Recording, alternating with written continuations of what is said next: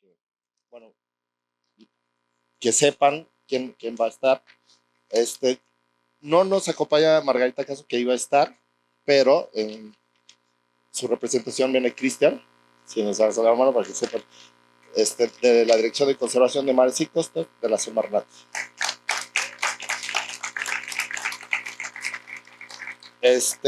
Y voy a decir más o menos porque en ese orden vamos a hablar. Después va a estar Renata Terrazas, directora de Oceana México. Si alzas su mano, y aquí está. Luego nos va a platicar Sara Chávez, de la Unidad de Ciencias de Datos de Causa Natura. Luego Mitzi Estefania, gerente de restauración de manglares de Costa Salvaje. O Wild Coast, depende, porque se conoce con los dos nombres, ¿no? Luego nos va a platicar Sara Esther Doménica Yerbes. No, perdón. ¿Por qué pusieron? Bueno, entonces, es que, bueno, ok, ahí está. Que viene desde Celestún, líder comunitaria e invitada por COVID. Entonces, tenemos todas las perspectivas. Y después va a cerrar Michelle de WWF.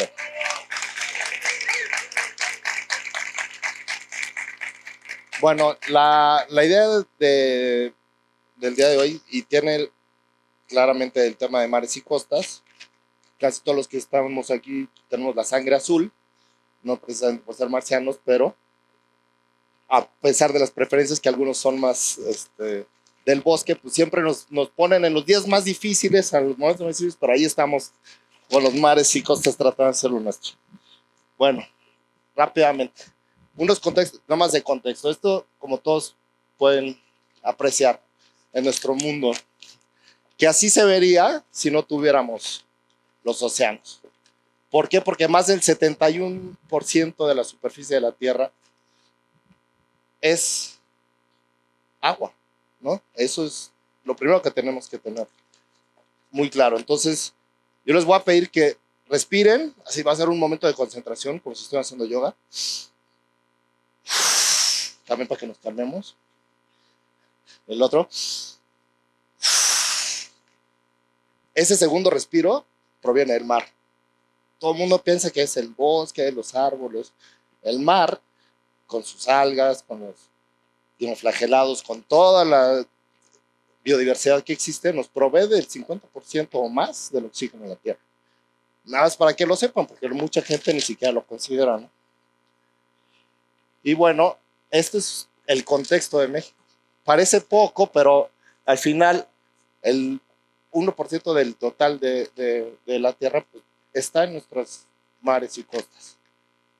62% del territorio mexicano, con todos esos kilómetros que muchos podrían no reconocer, están bajo la gestión de nosotros. Y con todo ese número de islas, no los voy a repetir porque lo tienen ahí, pero es muy importante que más del 10% de las especies marinas del planeta los tenemos en nuestro país. ¿Cómo le hacemos para gestionarlo? ¿Qué es lo que estamos haciendo bien o mal? De eso se trata nuestro conversatorio hoy, con experiencias en cada uno de los sectores que estamos aquí representados y para que tengamos una idea de por qué es importante que discutamos estos temas.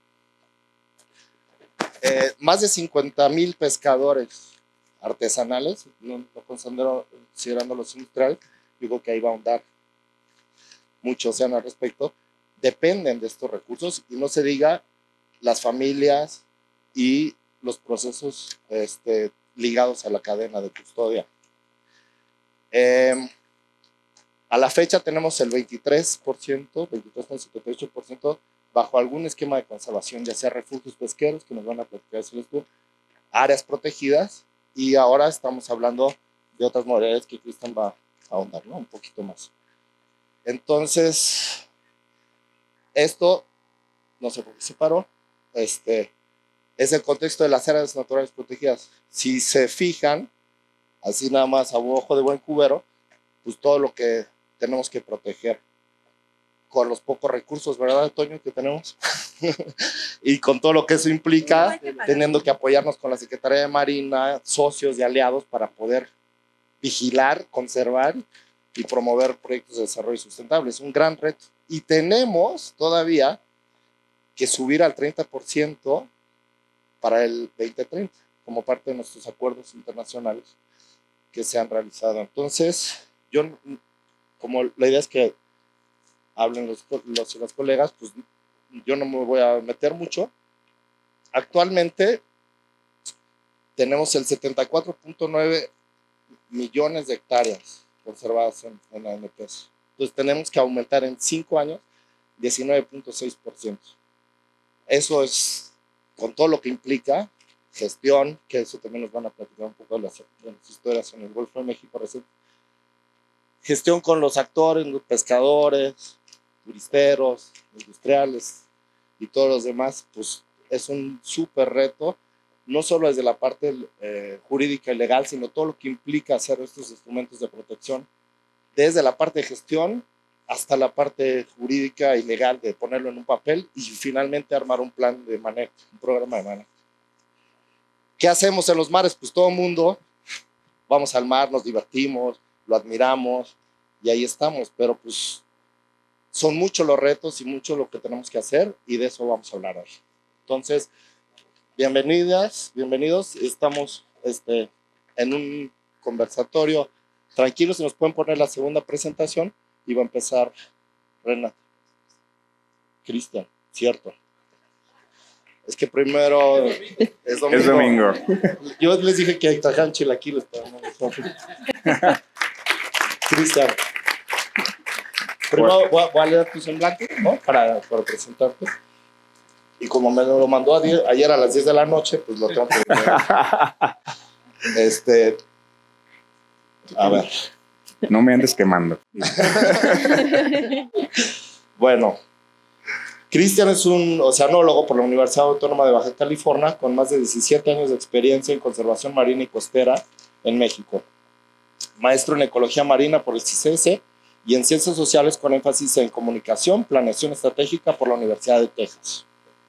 Ha colaborado con distintos órdenes de gobierno, academia, comunidades y organizaciones de la sociedad civil en el diseño e implementación de políticas públicas ambientales, pesqueras y de adaptación al cambio climático. Por su trayectoria en la conservación marina y costera de México, ha sido reconocido como ciudadano distinguido en el estado de Baja California y actualmente desempeña su cargo como subdirector de restauración de mares y costas en la Semarnat. Bienvenido. Estábamos hablando justamente que en CONAM finalmente se está como creando esta dirección de mares y costas y justamente en Semarnat ahora con, ¿no? El mismo esquema se está poniendo mucho más énfasis en la economía circular. Entonces, sí, ¿nos puedes ir platicando? La segunda presentación ya está. Sí, es esta. Okay. Muchas gracias, Kim, por la invitación y muchas felicidades a la CONAM por estar celebrando esta Semana Nacional por la Conservación, que ahora me toca vivirla pues acá en Ciudad de México, cuando tradicionalmente me tocaba vivirla en territorio, en las áreas naturales protegidas en el Golfo de California. Y bueno, estoy muy emocionado además de compartir este panel con mis compañeras, puro talento. Entonces, desde la Dirección General de Mares y Costas, que la encabeza la doctora Margarita Caso Chávez, que hoy se disculpa y no pudo estar con nosotros porque tuvo que atender otra agenda en Mérida. Sin embargo, bueno, el propósito es que podamos platicar de lo que estamos haciendo o promoviendo desde esta Dirección General con el enfoque siempre humanista y pensando en las costas y los mares como nuestro medio de vida, sustento, pero también nuestro futuro. Y entonces, en ese sentido, yo no sé ustedes, pero cuando yo era niño, por allá en Los Mochis, Sinaloa, de donde soy originario, a mí me enseñaron el mapa de México, pues que es este territorio pues que todo el mundo conocemos y tenemos en la imagen colectiva, ¿no? Y pasaron muchos años para que entendiera que México también son sus costas y son sus mares y que de hecho somos un país oceánico y que más del 65% de nuestro territorio es oceánico. Entonces, nuestra vida pues está ligada también históricamente a los océanos. Somos un país pesquero además, ¿no? Y tenemos que estar orgullosos de nuestros recursos marinos, ¿no? Ya lo describió Kim, también somos afortunados de tener más de 11,000 kilómetros de costas. De hecho, en el continente americano somos el país con mayor extensión de costas. Entonces, sí somos verdaderamente privilegiados por este hecho, ¿no? Y bueno, también reconocemos que hay varias amenazas en estos ecosistemas desde los bosques de sargazo, allá en la península de Baja California, ecosistemas únicos en nuestro país, por supuesto, pasando por el Golfo de California, el acuario del mundo. ¿Quién no conoce, quién no quisiera estar en este momento buceando en este lugar majestuoso? Así como ecosistemas de marismas, y en la otra península de Yucatán, estos increíbles ecosistemas de arrecifes de coral que también nos llenan mucho de orgullo, pues componen parte de nuestra gran riqueza en términos de mares y costas, ¿no? Y esto pues ha justificado desde luego que a nivel internacional seamos reconocidos como pues un país mega diverso, ¿no? Siempre esta palabra no debe faltar en un foro ambiental, que somos un país mega diverso, ¿no? Y una de las amenazas que estamos enfrentando actualmente, como saben, es la contaminación marina. Sí estamos acostumbrados a ver los problemas de los derrames de hidrocarburos que ocurren en el Golfo de México, por ejemplo, del impacto que se está teniendo en los ecosistemas por la eutrofización de las aguas costeras, porque estamos virtiendo al mar aguas no tratadas. Pero bueno, recientemente se ha puesto en boga de todos este tema de la contaminación por plásticos, ¿no? Tristemente ya estamos viviendo las consecuencias de esta contaminación. Ya tenemos microplásticos en nuestros cuerpos. Entonces es verdaderamente un problema de salud pública y en ese sentido es importante atenderlo. Obviamente también el caso de la sobrepesca, ¿no? Estamos sobreexplotando nuestros recursos naturales y esto en gran medida por las malas prácticas de pesca que estamos haciendo, ¿no? No siempre se están respetando la normatividad ambiental o pesquera. Estamos explotando los sitios donde las especies se reúnen para reproducirse, para alimentarse, para criarse. Entonces, esto está llevando a un colapso de las pesquerías. Si ustedes se dan cuenta, actualmente solamente el 13% de todas nuestras pesquerías tienen ese potencial de desarrollo. En su mayoría llegaron ya a su límite u otras están ya sobreaprovechadas, ¿no? Y evidentemente el cambio climático, la amenaza planetaria, ¿no? Que nos está impactando verdaderamente. Ya tenemos el México, no sé si ustedes sepan, pero hace algunos años, entre 2020 y 2022, ocurrió el primer desplazamiento de una comunidad costera en la costa de Oaxaca que literalmente tuvieron que ser reubicados más arriba de la costa para seguir existiendo en ese sitio, ¿no? Entonces, el impacto es verdaderamente caótico también en los ecosistemas de coral. Estamos viendo que cada vez hay más impacto y blanqueamiento y esto está afectando la biodiversidad, ¿no? Estamos perdiendo nuestro hábitat, esto todo el mundo lo sabemos, lo hemos visto, que estamos desarrollando, la zona costera se está desarrollando, cada vez somos más los que queremos vivir en las costas, ya lo mencionó Kim hace un momento, más de 21 millones de personas viven en las costas actualmente en México y ecosistemas se están impactando, ¿no? Aunado también al incremento, a la intensificación de los efectos de los huracanes, ¿no? Cada vez son más fuertes, entonces son más devastadores en nuestros ecosistemas.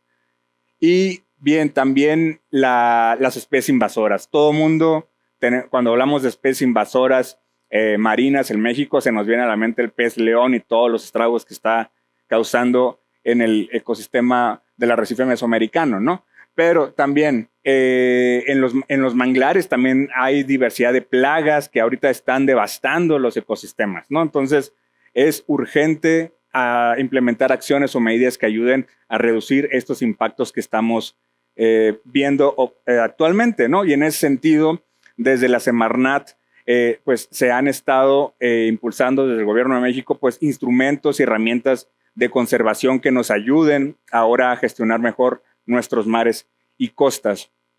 Y bueno, tenemos un marco legal muy robusto, no voy a ahondar en el contexto legal, que al menos conocemos las generalidades, pero sí reconocer ahorita el gran esfuerzo que ha tenido México para promover las áreas naturales protegidas, que son actualmente la herramienta de conservación por excelencia todavía a nivel global, ¿no? Y estamos orgullosos de que se sigan decretando más áreas naturales protegidas para mantener nuestra biodiversidad. Y adicional a esas herramientas que ya conocen, se está implementando el Programa Nacional de Restauración Ambiental. No sé si han escuchado, Kim, hablar del Programa Nacional de Restauración Ambiental, pero articula el esfuerzo de todo el sector ambiental mexicano en colaboración con las organizaciones civiles, con las comunidades en el centro de todo esto, para que se recupere la biodiversidad de los sitios que están más afectados. Hay que recordar que más del 5% del territorio nacional está impactado. Eso representa, para que tengamos una idea, una proporción como del estado de Chihuahua. El estado de Chihuahua, como sabemos, es el estado más grande de México. De ese tamaño es la superficie que está impactada actualmente en nuestro país y que requieren acciones de restauración, ¿no? Entonces, esto lo queremos hacer con una visión. Es un plan que está diseñado al 2050, pero seguramente quizá algunos ya no vamos a estar para entonces. Pero sí, en concreto, de aquí al 2030 tenemos al menos 50 sitios que sí se quieren atender, 50 sitios costeros, marinos, costeros, insulares y terrestres, ¿no? Entonces, es un gran reto, pero estamos seguros de que la coordinación interinstitucional con el esfuerzo y la colaboración con las organizaciones civiles, con la academia y con las comunidades, reconocer siempre que son los guardianes, los que están en la primera fila de las acciones de conservación, de protección, de restauración en México, son las comunidades, y tenemos que coordinarnos con ellos para implementar cualquier acción, ¿no? Adicionalmente al Programa Nacional de Restauración, estamos implementando esta Estrategia Nacional de Conservación y Limpieza de Playas, que también es un esfuerzo colectivo con la iniciativa privada, con distintos órdenes de gobierno y con las comunidades, insisto, para que tengamos al 2030 el 100% de nuestras playas limpias. Y con esto nos referimos a que se estén atendiendo, ¿no? Entonces, con esto queremos mostrarle aquí brevemente cuáles son los resultados hasta ahora con la implementación de esta estrategia. Son casi 2,000 kilómetros de costa que actualmente estamos atendiendo, y estamos muy emocionados de que ha tenido esta estrategia una muy buena aceptación por parte de las comunidades, y invitamos a cada uno de ustedes a que se sigan sumando y a que inviten a sus conocidos en las comunidades a que puedan seguir adoptando.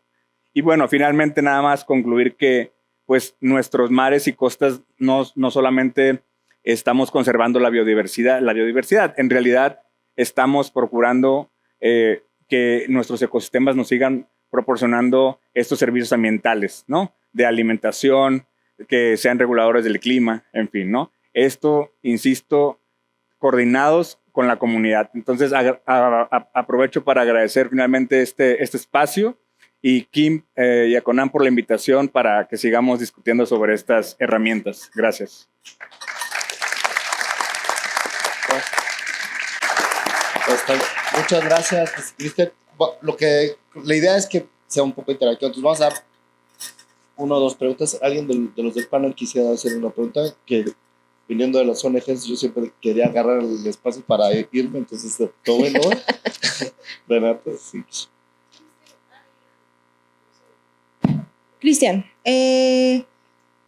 al final del día el tema de la limpieza de playas es importante, pero hay un problema y es que se necesita cerrarle la llave a la producción de plásticos de un solo uso y es algo que hasta ahorita no hemos visto la voluntad del gobierno federal ni gobiernos locales. Se avanzaron en leyes locales, pero se han quedado cortas en implementación y en incluir plásticos. Uno en particular, el comercio electrónico sigue utilizando un montón de plásticos. ¿Cuál es la apuesta? Porque no hay dinero ni tiempo que alcance para limpiar playas que se van a continuar ensuciando. ¿Cuál es la apuesta del gobierno federal en términos de reducción de plásticos de un solo uso? Sí, buena pregunta, Renata, muchas gracias.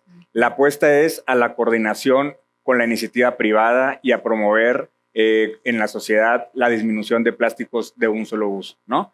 Recordemos que gran parte de los residuos que están llegando al mar son precisamente este tipo de desechos, unicel, popotes, en fin. Se avanzó y se ha avanzado en el diseño de políticas públicas locales a nivel estado y municipios para reducir este uso. Sin embargo, como recordarán, durante la pandemia, pues de nuevo hubo un repunte en el uso de estos materiales. Entonces, actualmente se está retomando las negociaciones con la iniciativa privada, con los gobiernos estatales y municipales para que implementen la política pública que ya diseñaron, ¿no? Esto es importante resaltarlo. En muchos estados, en la mayoría, de hecho, ya se estructuró esa política ambiental local que por condiciones de pandemia fue complejo su implementación, pero ahora de nuevo estamos retomando estas negociaciones para su implementación.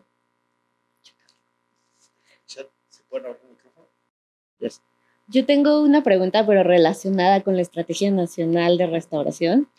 Y bueno, como sabes, en WWF junto con WRI Reforestamos México creamos la Alianza Mexicana por la Restauración de los Ecosistemas y generamos el Grupo de Trabajo Costero Marino, en donde nos hemos enfrentado, y aquí está Tania que ha participado muchísimo, nos hemos enfrentado a retos sobre cuál es la superficie de ecosistemas costeros y marinos que deberíamos restaurar, cuál debería ser esa meta.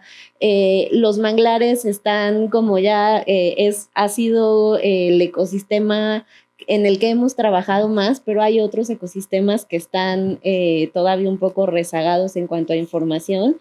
¿Cómo ha sido desde la Semarnat en la construcción de esta estrategia su percepción respecto a mares y costas y su restauración? Sí, pues de entrada, este programa nacional creo que es importante también reconocer que es el primero en su tipo en México. Es una política pública innovadora, en realidad. Sabemos que hay mucho por hacer. En el tema de la restauración, de lo que mencionas con los manglares, tenemos la meta de restaurar 18,000 hectáreas de manglar y nos estamos enfrentando a retos que todo el mundo conoce, ¿no? Por ejemplo, los datos de cobertura de manglar que tenemos en México, es decir, el inventario nacional, ¿está actualizado sí o no? Y verdaderamente hemos discutido mucho este tema con Conavio. De hecho, apenas en la semana tuvimos una reunión con Conavio y nos estamos justo coordinando para identificar cuáles son esos vacíos de información que existen en las diferentes regiones para que aquel ecosistema que no esté inventariado pueda sumarse a este inventario nacional. Y también mencionarles que junto con la Conavio establecimos un acuerdo de colaboración mediante el cual los actores que están haciendo monitoreo de manglar o arrecifes o sargazo o cualquier ecosistema esos datos puedan alojarse en la plataforma de Conavio. Que sea Conavio, digamos, que además tenemos que sentirnos muy orgullosos como mexicanos de tener a una institución como Conavio, siempre lo digo. Que sea Conavio justo la instancia técnica que participa en el diseño de los indicadores para medir el impacto de la restauración, pero que también sea Conavio quien aloje los esfuerzos, los datos que se recolectan a partir del esfuerzo de monitoreo que hacen todas la comunidad académica, las comunidades, las organizaciones civiles, ¿no? Entonces, estamos construyendo ese sistema.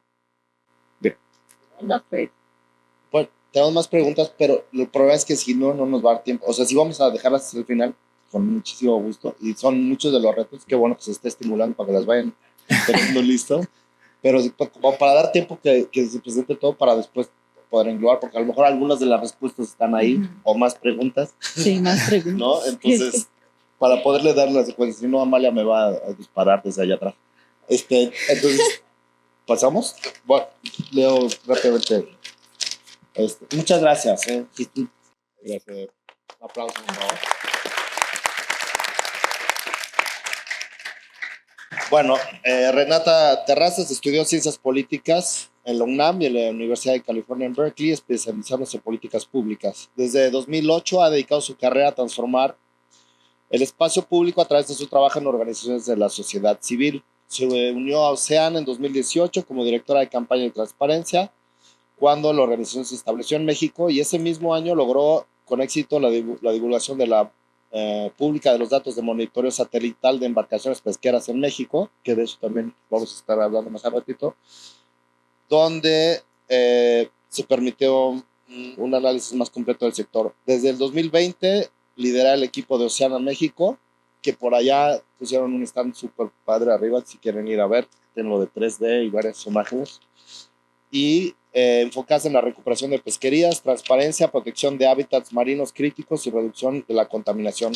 Bajo su liderazgo, la creación del ANP en el Golfo de México para salvaguardar los arrecifes de coral en Bajos del Norte. Esta área marina protegida abarca más de 13,000 kilómetros cuadrados y es la más grande del Golfo. Bienvenida. Muchas gracias. Me voy a parar, pero aquí como para no dar la espalda. Yo tengo dos objetivos muy puntuales. El primero es enamorarlos del Golfo de México.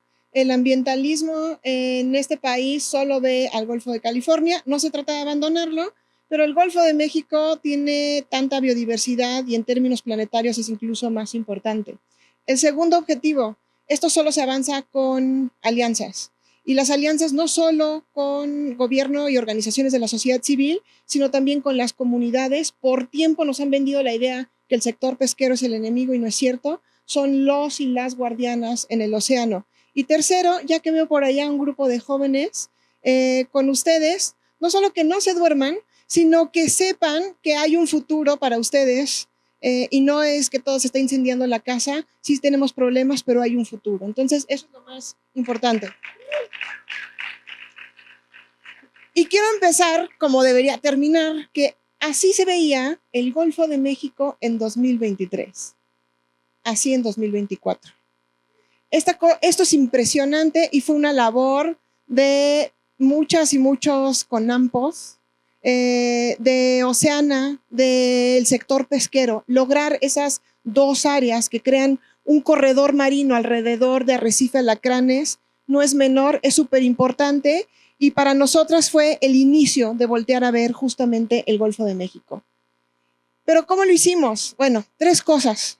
Expediciones científicas. Como vieron en la lectura de mi CV, yo no soy bióloga. Si me hacen preguntas que no sean de biólogo, porque no las voy a poder responder, soy politóloga. Pero se requiere ciencia para entender qué está sucediendo en el océano. Pero también el apoyo de pescadores. No hay forma de crear áreas naturales protegidas sin el apoyo de los pescadores, porque eso las destina al fracaso. Y obviamente una gran colaboración, en este caso entre la CONAMP y diferentes organizaciones. Lo primero, ¿cómo sucedió esto? Oceana tenía una visión para el Golfo de México. No sabíamos bien, pero sabíamos que ahí había arrecifes de coral importantes. Lo primero que nos llamó la atención fue Arrecife Alacranes, que ya es un área natural protegida desde los 90. Y dijimos, vamos a ver cómo está y cómo se ve. Por azares del destino terminamos yendo a Bajos del Norte. Y ahí empezamos a entender otra serie de cosas. Y después fuimos a arrecifes del Golfo de México Sur. Entonces van a ver una presentación donde revuelvo todo, pero va a tener sentido al final. Nos fuimos de expedición. Sucedieron 2 cosas por primera vez en México y una por primera vez en el Golfo de México. Hicimos muestreo de ADN. No siempre se puede meter, bucear y estar contando a los animalitos y verlos, y a veces no están. Se esconden, no es precisamente que quieren estar alrededor de las personas, y empezamos a tomar muestras de ADN del cuerpo de agua. Y así descubrimos que había una inmensidad de tiburones nadando en esos arrecifes de coral, había tortugas marinas, animales que no estábamos pudiendo ver. Y ahora muchos ya saben, pero seguramente las personas que están ahí atrás no. Los arrecifes de coral solo representan el 1% del total del océano. Sin embargo, son base del 25% de la vida marina. Por eso nos importaba muchísimo ir para allá. Había que hacerle esa precisión a la gente que está por ahí atrás. Entonces, hicimos las pruebas de ADN, y lo siguiente que hicimos, fue por primera vez en México, fue una lectura de los mapas, hicimos unos mapas 3D de todos los arrecifes de coral. Es una tecnología de la Universidad de San Diego, de Scripps, nos lo trajimos, pero no solo eso, la posibilidad de seguir haciendo ese muestreo se quedó en Yucatán, en la CONAMP y en las universidades de Yucatán. La mayoría, excepto las personas de Scripps y el de ADN ambiental, todos los demás eran investigadores de Yucatán. No tiene caso centralizar el conocimiento, había que hacerlo y construirlo con la gente que está ahí, que tenemos científicas y científicos de primer nivel en Yucatán. Esto no les muestro aquí lo que viene, pero está ahí, está a disposición, es público, lo tiene CONAMP, lo tiene quien quiera. Son unos arrecifes de coral que facilitan y reducen el costo para estar yendo y analizar y observar cómo se están modificando estos arrecifes de coral. Y algunos de ustedes lo van a distinguir, otros no, es un cuerno de alce. Y una de las cosas que sucedió en la tercera expedición, la primera fuimos a Bajos del Norte, la segunda fuimos a Arrecife Alacranes, la tercera fuimos a los arrecifes del Golfo de México Sur, que es esta nueva área natural protegida. Y este cuerno de alce es una especie amenazada, prácticamente en peligro de extinción. Justo hoy en la mañana leí una nota de la BBC que decía que en Florida están extintos en términos funcionales. Y aquí están vibrantes. Cuando los biólogos y las biólogas marinas salieron del mar, se suben a la embarcación, estaban llorando. No podían creer lo que estaban viendo, los tamaños de estos arrecifes de coral, y dijeron, es ahorita y hay que protegerlos. La otra cosa que encontramos que fue crucial para voltear a ver estas zonas, ahí lo que ven, el círculo rojo es Alacranes, una área natural protegida de más de 30 años. El círculo azul es Bajos del Norte. Los otros circulitos son, como todos esos 5, son lugares de agregación y de reproducción. Entonces, lo que encontramos entre Alacranes y Bajos del Norte era una comunicación impresionante. Hicimos un estudio de corrientes, había dispersión de larvas. Entonces, estaban completamente conectados. Y ahí fue cuando entendimos, para salvar Arrecife Alacranes, que es un lugar, una fuente de trabajo para comunidades de Yucatán, sobre todo pesqueras, había que proteger a Bajos del Norte, que tenía una extensión coralina gigantesca. Y entonces, obviamente, se nos cruzó la información que estábamos buscando, que eran sitios de agregación para langosta, guachinango, pulpo y mero, sobre todo, que son las especies de interés pesquero de mayor relevancia para el estado de Yucatán y Campeche. Esta es una foto, es un mero gigantesco que está por la zona. Hicimos un estudio de Arrecife Alacranes y nos dimos cuenta que, pese a la situación tan brutal que están viviendo los arrecifes de coral, en 20 años Alacranes solo ha perdido 3% de su extensión y ha incrementado la biomasa y el tamaño de los carnívoros, que eso es impresionante, ya lo quisiera el arrecife mesoamericano. Entonces fuimos con las y los pescadores y les dijimos, miren, traemos un montón de información, Una de las primeras cosas que pasó es, ya lo sabíamos. Entonces fue maravilloso, maravilloso que teníamos ese conocimiento, lo podíamos sustentar con la ciencia, pero también ellas y ellos lo entendían perfectamente. Y empezamos a trabajar de manera conjunta y a entender que la protección de arrecifes, de estos arrecifes, tenía que ser colectiva. Y de hecho, Bajos del Norte tuvo el apoyo por primera, y es muy posible que por última vez, no solo de los pescadores artesanales, sino de los industriales. O sea, los industriales brincaron y dijeron, sí, hay que proteger esos arrecifes. Fue una cosa maravillosa. Pero también, obviamente, proteger la vida marina. Esa zona que les mostré, ese corredor marino, se convierte en un oasis para especies amenazadas como el tiburón martillo y las tortugas marinas. ¿Por qué? Porque en el Golfo de México es altamente contaminado, tenemos constantes derrames de petróleo, y en el Caribe tenemos una situación, una presión durísima al mar. Bueno, siempre me encanta ponerla. Yo en algún momento en una conferencia de prensa dije que era como un motel tortuguero, el Arrecifes del Golfo de México Sur. Era impresionante ver a todas las tortugas muy felices. De lo que se trata es de restaurar la abundancia del océano. Este es el tipo de océano que queremos ver. Este es el tipo de vida que queremos estar encontrando. Y sí, hay arrecifes, los arrecifes están sufriendo, están resintiéndolo y hay mucha presión y hay que protegerlos. Entonces, en enero se decreta el Parque Nacional Bajos del Norte y la CONAMP andaba tan emocionada que en septiembre crea Golfos de México Sur. Entonces, el año pasado tenemos 2 áreas naturales protegidas. Estamos trabajando en la creación del programa de manejo con los pescadores, con COBI, con el Consejo, obviamente con la CONAMP. Y al final del día lo hacemos por ellas y ellos. Queremos un mar abundante para la vida que hemos puesto en riesgo, pero también lo hacemos por ella. Ella es Antonia, es una mujer pescadora de El Cuyo. Su vida depende de la pesca, es el único sostén de su familia y sí o sí necesita salir a pescar. Muchísimas gracias.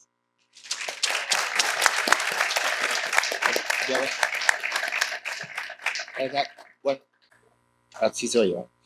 Muchísimas gracias, ¿verdad? Son de las organizaciones que nos están diciendo todos los días, ya está el programa de manejo, ya no está. Qué bueno, porque sin ese apoyo y esa presión y esa estructura que a veces no tenemos, no podrían ser posibles muchas cosas. Quiero aprovechar para saludar que llegó el comisionado Pedro Álvarez, para que sepan que sí estamos acá atentos. Y Amalia, tú no estás marcando el tiempo, pero no estoy seguro si tenemos una o 2 preguntas todavía. Una, ok. Una pregunta, ¿alguien del público para democratizarlo o quién? Allá atrás. Hasta ahí atrás, si el micrófono, gracias. Bueno, yo quisiera preguntar a la gente de Semarnat si ustedes se han relacionado con los 47 comités de playas limpias que está encargada la Comisión Nacional del Agua y están insertos en la Ley de Aguas Nacionales como los grupos especializados de humedales. ¿Cómo se relacionan ustedes? Porque estos 47 comités tienen sus planes de manejo actualizados y funcionan, y el representante más importante es el presidente municipal. Entonces, ¿cómo se relacionan ustedes con ellos? Bueno, creo que la pregunta era para mí, ¿verdad? Sí, bueno, la CONAGUA es un organismo desconcentrado de la Semarnat, ¿no? Y precisamente cómo nos relacionamos es que efectivamente los comités de playas limpias se han estado ahora reactivando. Son comités que en un periodo se instalaron, por mucho tiempo dejaron de operar en algunos sitios y ahora a través de la Estrategia Nacional de Limpieza y Conservación de Playas, en muchos de los municipios costeros del país, más de 170 municipios, se está promoviendo la reinstalación. Todavía no están reinstalados todos, pero hay un avance en la reinstalación de estos comités. Con el grupo de los humedales, ahorita honestamente no tengo la respuesta. O sea, al menos no desde esta dirección nos hemos acercado aún, pero lo vamos a poner en el directorio de gestiones. Gracias. Bueno, dijimos al final vamos a tener más preguntas. Muchas gracias para darnos tiempo para todos los que venían, ¿no? Entonces, muy inspirador. Gracias, Renata, por un aplauso otra vez para Renata. Y, seguir, ¿sí es tu presentación la que está? ¿Sí? No, sí, Y control, sí. Bueno, mientras voy diciendo, Sara Chávez, ya tenemos una politóloga o una economista, ¿cierto? Es economista por el CIDE, donde colaboró en proyectos relacionados con desarrollo, evaluación de políticas públicas y cambio climático. Desde hace 7 años formó parte de Causa Natura, organización en la que impulsa iniciativas orientadas a generar impactos positivos en la sociedad y el medio ambiente, mediante el uso de ciencia de datos, herramientas de análisis y capital humano especializado. Actualmente coordina la unidad de datos, desde donde se enfocan en recolectar, generar y analizar información que contribuya a una toma de decisiones más informada y efectiva. Sara. Muchas gracias. Listo. Muchas gracias y muchas gracias por la invitación. Es un honor estar aquí en la Semana Nacional de la Conservación. Como mencionaba Kim, yo vengo de Causa Natura y vengo a contarles nuestra experiencia trabajando en temas de tecnología, conservación y colaboración en Baja California Sur. Bueno, cuando hablamos de Baja California Sur nos referimos al corredor entre San Basilio y Cabo Pulmo, que es un corredor de más de 400 kilómetros de costa que alberga una gran biodiversidad. Este corredor tiene además 3 áreas naturales protegidas. Primero tenemos al norte el Parque Nacional Bahía de Loreto. También tenemos en medio Balandra y al final Cabo Pulmo. Además, también se encuentra en esta zona el archipiélago, diferentes islas del archipiélago del Golfo de California. Entre ellas destaca Isla Espíritu Santo. Y también tenemos una zona de refugios en Agua Verde, que este es un impulso de la comunidad para conservar la biodiversidad, que más adelante nos contará Esther cómo funciona. Y bueno, más allá del mapa, ¿cómo se ve esta zona? Esta es una zona megadiversa, tiene diferentes ecosistemas, tiene manglares, costas, y del lado, bueno, arriba podemos ver el Parque Nacional Cabo Loreto, abajo podemos ver a Cabo Pulmo y a Balandra, y del lado derecho podemos ver Bahía Espíritu Santo, perdón. Esta zona megadiversa cuenta con más de 900 especies de peces, 35 especies de mamíferos y 5 especies de tortugas diferentes. Entonces es una zona riquísima y que ha tenido bastantes años de conservación. Sin embargo, sabemos que este equilibrio es muy frágil, ¿no? Una de las principales amenazas, tiene diferentes amenazas, pero una de las principales amenazas es la pesca ilegal.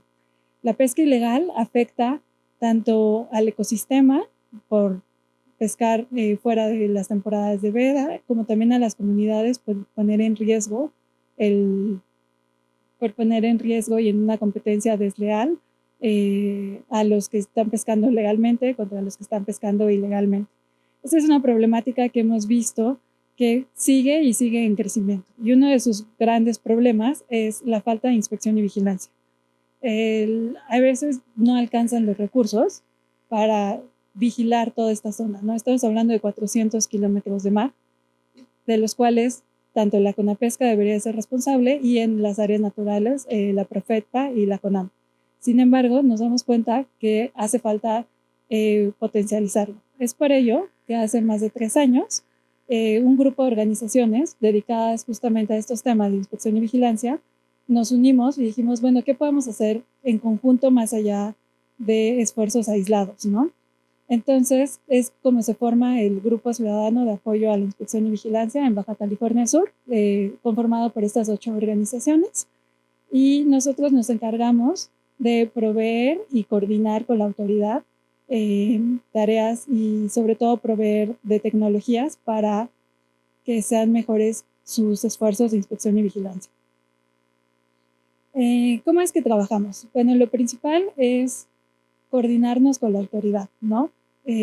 coordinarnos tanto con CONAMP como con Profepa ha sido clave para saber cuándo van a ser los recorridos, proveer información. Por ejemplo, hemos puesto algunos radares, que esto lo que ayuda es que todo el tiempo esté monitoreándose las zonas. También hemos proveído de protocolos de seguridad y herramientas para que ellos registren mejor la información que tienen en campo, y también con algunas herramientas como es el predictor de riesgo de pesca ilegal, que les ayuda a ver en tiempo real cuáles son las zonas y las zonas con mayor probabilidad de que encuentren estos incidentes de ilegalidad. Entonces, con estos esfuerzos nos hemos dado cuenta que sí ayuda a la tecnología, pero ayuda siempre que esté coordinada con la autoridad, ¿no? La tecnología, ahora hay muchos desarrollos, cada vez hay más inversión en algunas zonas, pero lo que falta es esta parte de cómo coordinar con las comunidades, cómo hacer que la autoridad realmente utilice estas tecnologías para tener un mejor enfoque. Y pues sí, esto es como lo que hemos aprendido en estos años. Seguimos trabajando coordinadamente con el grupo, teniendo reuniones periódicas para ver pues cómo focalizar estos esfuerzos y sobre todo en esta nueva etapa involucrar más a la ciudadanía. Nos hemos dado cuenta de que cada vez más los estudiantes de universidades, los pescadores, prestadores de servicios quieren reportar cuando encuentran una ilegalidad, quieren ser parte de este proceso. Entonces también nos hemos dedicado ahora a ver cómo atender estas solicitudes de una forma más eficiente y también cómo registrarlo mejor para aprender de los datos y sobre todo ver hacia el futuro con mejor información. Y bueno, esta es una foto del grupo. Muchas gracias por su atención.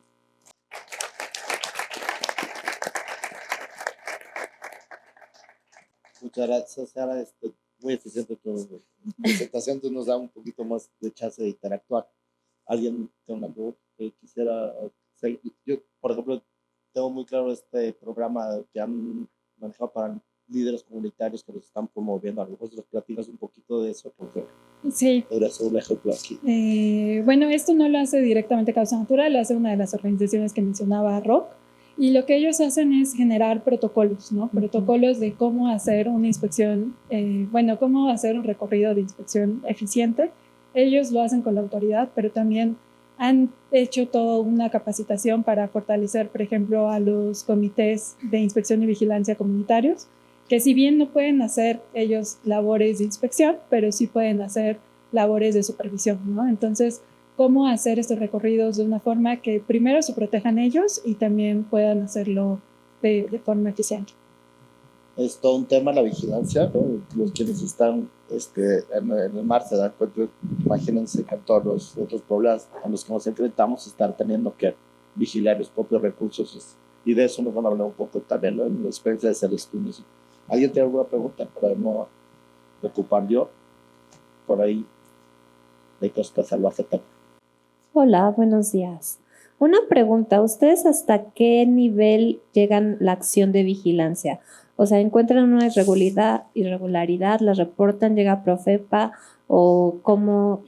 No sé, ahí me interesa eso. Gracias. Esa es una gran pregunta, porque si no se hace un protocolo completo, al final la irregularidad no queda registrada, ¿no? Entonces, la mayoría de los recorridos que se realizan se hacen en coordinación con Profepa y con la CONAMP, que la verdad es que en esta zona tenemos mucha colaboración directa con ellos localmente y tienen una respuesta rápida. Entonces, normalmente los recorridos se hacen con ellos o si bien se les pasa la información y ellos meten como todo el tema de la denuncia, digamos. Bueno, pues muchas gracias. Vamos a tener que pasar a la próxima presentación para mantener el dinamismo. De hecho, Tania de Costa Salvaje y su colega, en este caso, nos van a presentar este tema, ¿no? De manglares. Voy a hacer rápido la lectura. Mitzi es manager de restauración de manglares, ubicada en Bahías de Huatulco, en Oaxaca. Diseña estrategias de restauración e implementa acciones de manejo de manglares de la organización en Costa Salvaje, en Oaxaca. También promueve actividades de capacitación y sensibilización con las comunidades costeras. Es licenciada en biología por parte del Instituto Tecnológico del Valle de Oaxaca y tiene una maestría en recursos naturales y desarrollo rural por parte de ECOSUR, ¿cierto? Sí. Bienvenida. Ok, bueno. Pues buenos días, pues muchas gracias también por la invitación y pues es un placer para nosotros estar el día de hoy aquí y pues presentarles un poquito y hablarles un poquito de lo que estamos haciendo y viviendo actualmente en esta parte de Oaxaca, ¿no? Entonces, pues la presentación lleva por nombre Manglares del Parque Nacional Lagunas de Chacagua, oportunidades de conservación y restauración tras el paso del huracán Eric. Pues nada más como para contextualizarlos, yo creo que todos en algún momento hemos escuchado del Parque Nacional Lagunas de Chacagua, pues actualmente protege más de 14.897 hectáreas de ecosistemas costeros y tropicales. Entre los costeros pues entran justamente los manglares y cabe mencionar que pues fue una de las primeras áreas naturales protegidas en México bajo este mecanismo de protección de ecosistemas costeros y tropicales, y justamente también fue la primera área natural protegida en Oaxaca, ¿no? Por ahí el decreto fue en 1937. Los manglares del Parque Nacional cubren una superficie de 2.107 hectáreas aproximadamente, y en el Parque Nacional se cuentan con las 4 especies de manglares que tenemos, bueno, de las 6 que tenemos actualmente registradas para México, lo que es el mangle rojo, el mangle negro, el botoncillo y el mangle blanco. Entonces, pues la verdad es toda una experiencia, ¿no? Ir a Chacagua, ir a recorrer todos esos túneles de manglares, ¿no? Es precioso. Sin embargo, actualmente, pues enfrenta diversas amenazas. Justo es la parte de la modificación del río Verde, que es el principal aporte de agua dulce al sistema lagunar. Por ahí de 1980, por las modificaciones, ¿no? De pues la presión también agrícola que se vive actualmente en la zona, pues ha perjudicado que cada año, o sea, menos cantidad de agua dulce se aporte al sistema, y pues para los manglares esto es fundamental porque es un equilibrio entre el agua salada y el agua dulce, ¿no? de los ríos.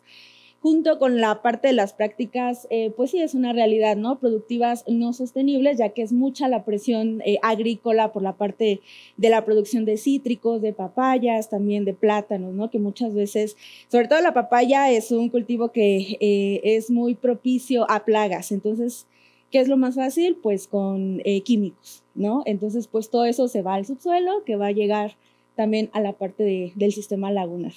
Y aunado de todo esto, tenemos otra presión más que se nos une, ¿no? El paso reciente del huracán Eric, que fue en junio, hace realmente muy pocos meses, ¿no? Lo cual fue como la cerecita ahorita como del pastel, ¿no? Como para, pues, que esta problemática pues aumente, ¿no? Y toda esta necesidad de poder ver qué se van a hacer con estas zonas que pues ya con necesidad de restauración. Pues aquí tenemos algunas fotografías. De hecho, igual, no sé si al entrar pudieron ver la entrada en la bajadita. Ahí tenemos una pequeña exhibición de estas mismas fotografías y algunas otras. Nos muestra el antes y el después del huracán Eric, ¿no? Tenemos fotografías del 2023 y las del 2025, que fueron más o menos 2 semanas después del paso del huracán, ¿no? Entonces, acá tenemos el paraje que es la entrada al corral, que es muy cercano a un canal principal que conecta a las 2 lagunas, Pastoría con Chacagua. Entonces, pues lo que está encerrado, pues es como más que evidente, ¿no? Tenemos ahí la presencia de mangle blanco con mangle rojo. El lado de 2023, pues era un ecosistema saludable, ¿no? Entonces, muy cerca estas zonas son como de las que tenían mangle rojo como de los más altos, ¿no? Justo por la cercanía a ese canal. Sin embargo, pues ahorita la realidad es diferente, ¿no? Muchos de estos árboles pues fueron derribados, muchos incluso están rotos, ¿no? pues sí, es como muy triste, ¿no? Y esta es la parte del canal del Corral, que es la que comunica las dos lagunas, ¿no? Entonces, era antes como toda una experiencia pasar por ese canal porque pues era enorme, ¿no? Esos túneles de manglar. Sin embargo, ahorita es muy triste porque pues muchos de esos árboles están caídos e incluso se pueden ver claramente pues claros, ¿no? Que antes no existían, ¿no? Entonces, e incluso los mangles rojos pues así, literal, o sea, cuando se te quebra un cerillo, queda como en punta, ¿no? Cuando no queda, se le cae el fósforo, así están los árboles. Entonces, sí, es bastante triste. Acá tenemos otro paraje que es del lado de la comunidad del azufre, entonces aquí se ve como un poquito más feo, o sea, el impacto. Si bien en la parte superior, bueno, lo que se ve en la parte superior, que es el río Verde, entonces ya había como una pequeña superficie con necesidad de restauración, sin embargo, ahora es aún mayor. Entonces, y justo la parte que está pegada hacia el río, pues era usado por la comunidad, porque pues le brindaba la sombra a la comunidad, porque era el sitio que ellos ocupaban para lo que comúnmente se le conoce como ir a ranchear, ¿no? Es ir a preparar la venta de alimentos, se quedaban a dormir ahí, todo en vacaciones, porque recibían visitantes. Entonces, ahorita eso ya no queda, ¿no? Entonces ya no está la misma sombra. Y justo esa barrera de manglar que los protegía de que cada vez el río se está metiendo más hacia la comunidad, ya no existe, ¿no? Porque pues ya fueron derribados. ¿Cumplió su misión? Sí. Ya protegió a la comunidad, pero luego, ¿qué sigue, no? O sea, ya se quedaron sin esa barrera natural. Tenemos aquí el caso de otro, paraje que es en el Cerro de las Salinas. Ya fue identificado previamente como un polígono con potencial de restauración, entonces ya se ve identificado, si bien ya teníamos más detalle como las acciones de intervención en una superficie total de intervención, pero ahora con el paso del huracán, esta superficie de intervención aumentó, ¿no? Entonces, lo que tenemos en los círculos, justo el del lado 2023 era un bosque juvenil de mangle negro con mezcla de mangle blanco. Sin embargo, en el 2025, este bosque juvenil, pues ahí se ve, ¿no? Muchos están tirados. La probabilidad de que pues puedan sobrevivir es muy baja porque son juveniles y eran muy delgados, ¿no? Entonces, esto solamente es una parte, ¿no? O sea, como este es un polígono que ya lo teníamos identificado, pero hay muchos más que todavía no se habían identificado y ahorita ya necesitan restauración. Lo mismo sucede con esta parte, que es otro de los polígonos, la superficie a intervenir, pues aumentó. Entonces hay que volver a reevaluar qué se necesita hacer en esos sitios, ¿no? Porque pues ya no solamente es aperturar canales, sino en los naturales pues ya se obstruyeron, ver qué se va a hacer también con la parte de la madera muerta caída, ¿no? Aquí pues entramos a la parte de las oportunidades, ¿no? Pues es la atención de los impactos del huracán Eric, es una oportunidad para la resiliencia y la restauración, ¿no? Sobre todo rehabilitar los manglares va a fortalecer a las comunidades y va a contribuir justo con esta parte del Plan Nacional de Restauración, porque Chacagua es uno de los sitios que está dentro del Plan Nacional para 2026, entonces no se contraponen. Y ahorita junto con toda esta emergencia es mucho más, ¿no?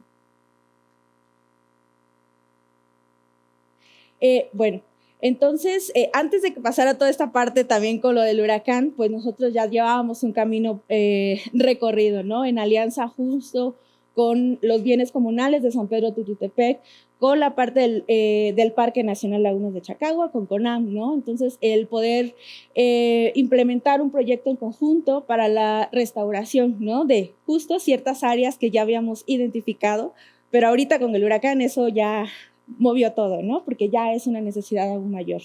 Entonces, pues este proyecto está pues basado justo con la parte de estos 5 ejes, que es la concertación social, que es justo esta parte del involucramiento, y aquí quien les lleva en la cabeza pues son los bienes comunales, que es la comunidad, porque pues son los que tienen la tenencia de la tierra. La línea base de la intervención, todas las acciones definidas a poderse realizar, pues tienen una base científica, ¿no? Justo, no es así de, hoy quiero hacer mi canal acá, no. ¿Por qué vas a hacer tu canal ahí? Y pues vienen implícito muchos más estudios, ¿no? La parte de la participación y fortalecimiento comunitario, pues claramente, obviamente aquí en este tipo de proyectos, pues la cabeza o el corazón del proyecto es la comunidad, ¿no? Porque pues ellos están en el sitio. La parte que ha sido un dolor de cabeza y ahorita también viene en la siguiente diapositiva, la gestión de permisos y autorizaciones. Porque este proyecto no es nuevo, sino iniciamos nuestro camino en agosto del 2023. Entonces, junto con toda esta parte del trámite de los permisos que corresponden, en este caso en la parte de la UMA, sin embargo, hasta ahorita todo ha sido negativo. Pues ya una vez teniendo eso, pues ya son las acciones de restauración y de conservación. Como avances, pues tenemos esta parte que es pues la unión, ¿no? de todos los actores que estamos en el sitio, que son los bienes comunales, las comunidades costeras, que apoyan las iniciativas, la dirección del parque. Y pues previamente ya tenemos la identificación de los sitios, la caracterización de las zonas a restaurar, pero antes del huracán Eric también, y posteriormente también el Parque Nacional ahorita con toda esa emergencia, pues también ya ellos han podido identificar pues realmente la necesidad que aún ya es mayor, ¿no? Que se requiere.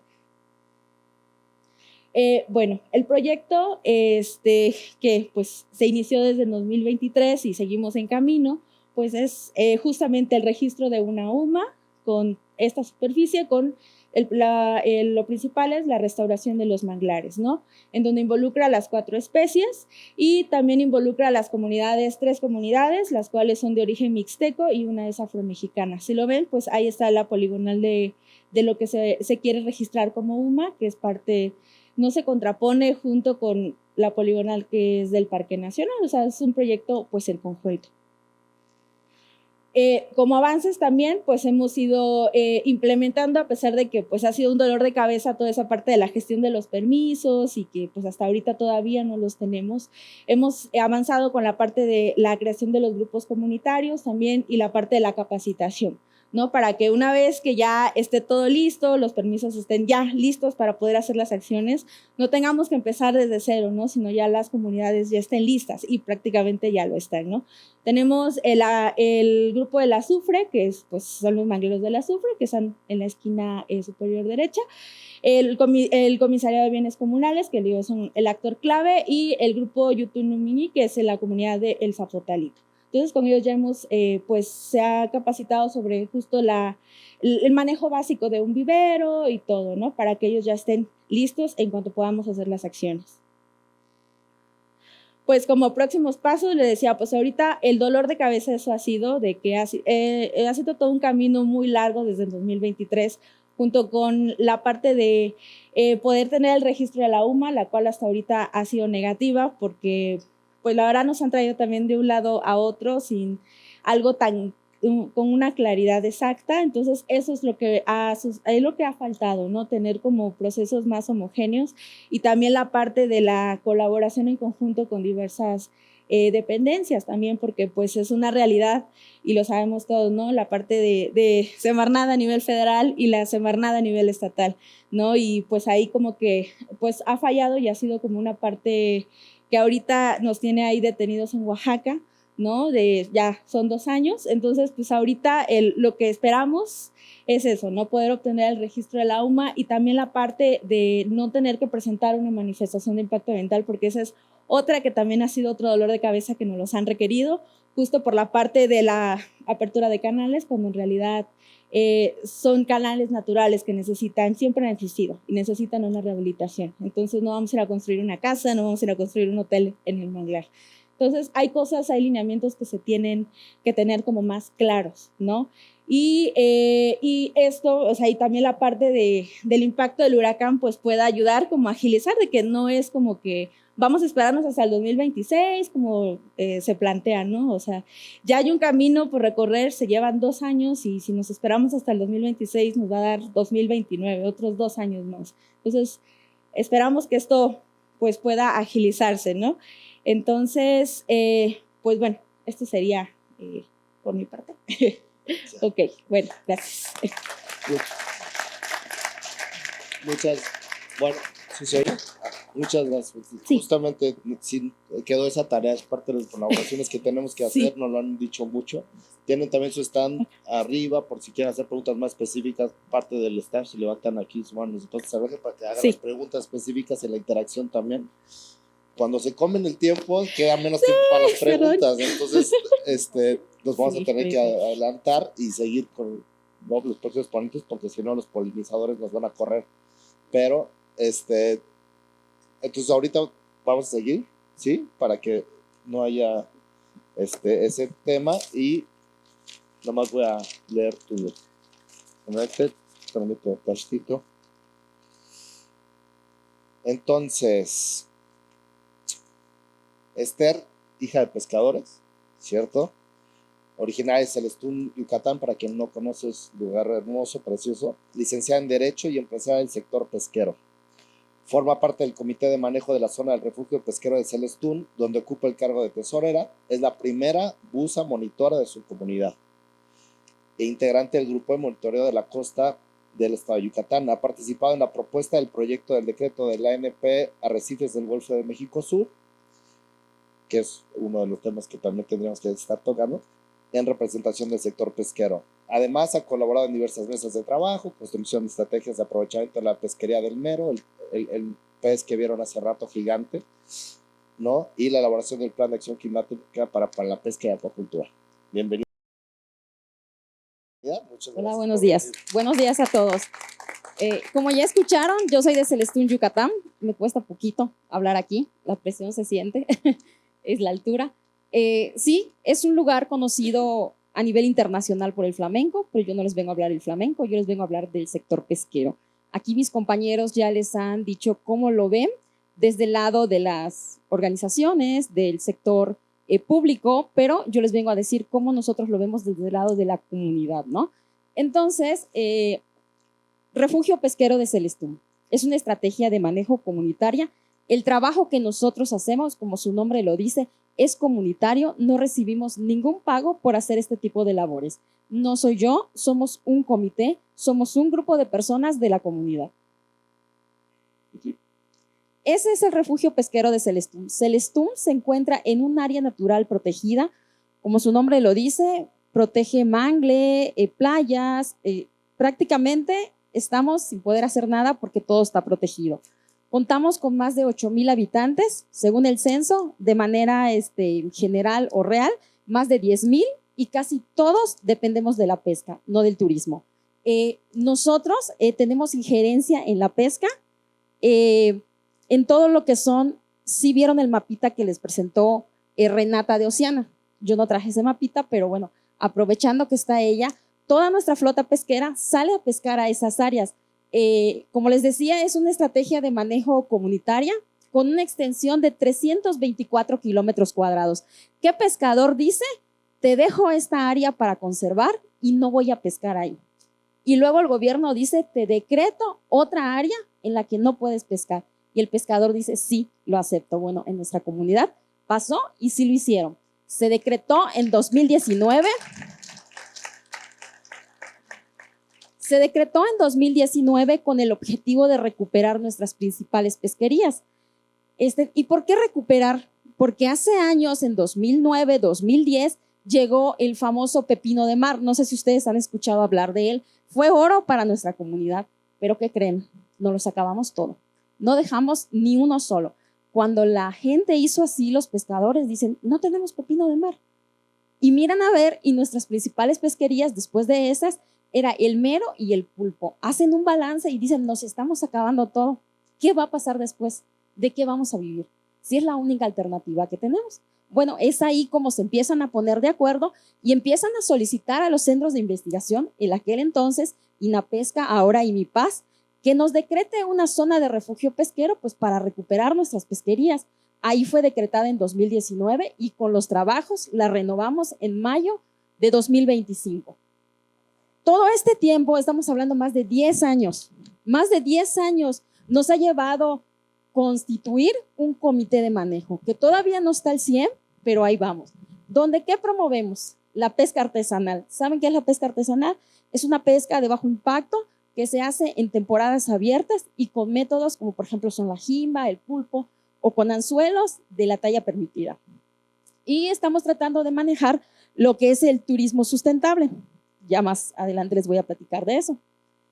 El comité de manejo, ¿cómo lo hemos ido constituyendo? Solos, no, porque como sector pesquero y como comunidad no tenemos el conocimiento para hacerlo. En base a eso hemos constituido alianzas. ¿Con quiénes? Si se pueden dar cuenta, en cada línea tenemos mero abajito las alianzas de las organizaciones con las que colaboramos, porque como decía mi compañero, el sector gobierno muchas veces no apoya o no tiene la capacidad para hacer su trabajo. En cuestión de materia y vigilancia, lo decía bien mi compañero, no hay suficientes inspectores para hacer el trabajo, entonces la pesca ilegal se sigue fomentando. Entonces ahí viene nuestro trabajo. En materia de gobernanza, de 14 comisiones lo englobé en 5 para irnos muy rápido por cuestión de tiempo. Entonces, en gobernanza tenemos un comité de manejo integrado por 14 mujeres, mujeres y hombres, con diferentes cargos cada uno, donde ahí trabajamos con los principios de participación, transparencia, rendición de cuentas y equidad y género. ¿Cómo aprendimos todo esto? Pues gracias a los talleres que Alianza Canancay y COBI han llevado a nuestra comunidad, hemos podido tener esta estructura. Luego nos vamos a vigilancia y monitoreo. Ahí son 30 integrantes, 20 son del grupo de vigilancia y 10 del grupo de monitoreo. Les vuelvo a repetir, hombres y mujeres. Hombres y mujeres, 20 que salen a hacer recorridos de vigilancia al mar, que están expuestos a que los ilegales, a que los furtivos los choquen, les hundan sus lanchas, los agredan, los arponeen. Ese es el caso que se da cuando hacemos este tipo de vigilancia. Que si bien es cierto, las autoridades lo deberían de hacer, pero no lo hacen y tampoco nos vamos a sentar a esperar a que ellos lo hagan. Es por eso que tenemos alianzas con Will Day, con Alianza Canancay, con COBI, con CONAM y con la Universidad Marista.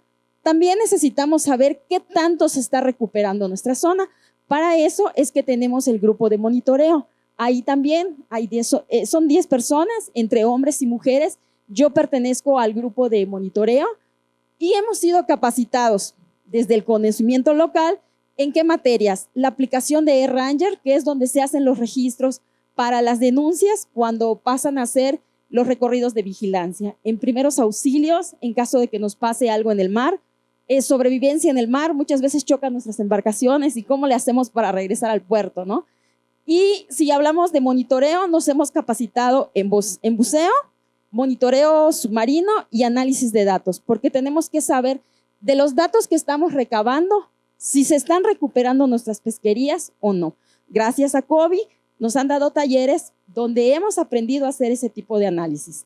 Ahí está abajo, pero nos hemos dado cuenta en nuestra comunidad que las personas de cierta edad ya no quieren cambiar, o sea, ya están con la mentalidad de que ellos van a seguir, les queda muy poco de tiempo de vida, como decía mi compañero, no quieren cambiar ese pensamiento. Entonces, ¿qué hicimos? Si con ellos no podemos, vámonos a las escuelas para impulsar la cultura desde los niños. Y ahí tenemos un grupo de mujeres y jóvenes que han implementado estrategias para ir a las primarias, a las secundarias, a las preparatorias. Pero les vuelvo a repetir, son mujeres amas de casa, pescadoras, que no tienen el conocimiento, pero nos apoyamos de EDF, de Sedepesca, de CONAN o de CEPASI, y en conjunto con ellos pedimos las citas en las escuelas, vamos y hacemos talleres con los niños para tratar de recapacitar y de que los niños ya tengan ese tema de la conservación. Luego nos vamos a participaciones importantes que considero que el Comité de Celestún ha tenido.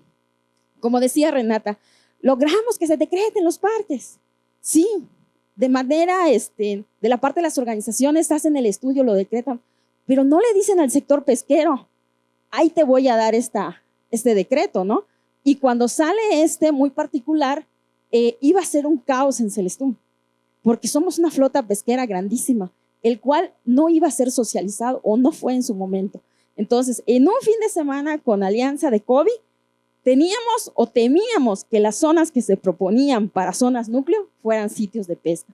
Efectivamente, hicimos una tarea titánica, recabar con los pescadores del sector coordenadas y numeraciones para ver si caían dentro del polígono. Todas nos dieron positivo, todas caían en las zonas núcleo. Gracias a CONAM, trasladaron a personal de aquí, de México, hasta Celestú, les expusimos la problemática, se pudo decretar, ellos conservaban sus arrecifes y nosotros nuestras áreas de pesca, ¿no? Entonces, con un buen arreglo pudimos ambos negociar y llegar a ese decreto. Luego hemos participado con gobierno del estado en el plan estatal del cambio climático, porque lo estamos trabajando allá en Yucatán, estamos trabajando varios planes, entonces nuestro comité designamos días y horas para ir a trabajar con ellos desde el sector pesquero. También lo mismo con los talleres para la recuperación del mero. Ahí trabajamos con EDF, con CONAN y con CEPASI. Gracias también a las alianzas que hemos tenido, esto que yo les estoy diciendo, nos invitan para hacerlo en otros estados, como por ejemplo Campeche que hemos ido, o a nivel internacional. Hemos ido igual a Chile a tener intercambio de experiencias sobre las reservas marinas. Y hablando de equidad y género, es muy difícil que una mujer entre al sector pesquero, pues hoy en día en nuestra comunidad no solamente estamos en el sector pesquero, en toda la trazabilidad, sino también en el comité de manejo ocupamos cargos importantes. Gracias.